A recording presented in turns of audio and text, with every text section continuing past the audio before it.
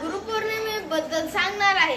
ही जी गुरुपौर्णिमा आहे ही जे आपले आदरणीय गुरु असतात त्यांच्याबद्दल त्यांचे जे खूप मेहनत करतात आणि जे त्यांनी त्याग केले त्यांच्या सगळं रिस्पेक्ट साठी असतात आणि मग सगळ्याला कळायला पाहिजे की ह्यांचे बी किती त्याग झालेले। आणि हा जो सण आहे हा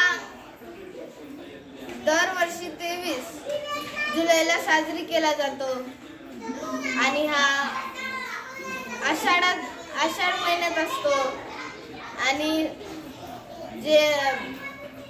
भारताला गुरूंची जमीन म्हणण्यात येते आणि हा खूप बुद्धिस्ट लोकांचा खूप महत्त्वाचा सण आहे।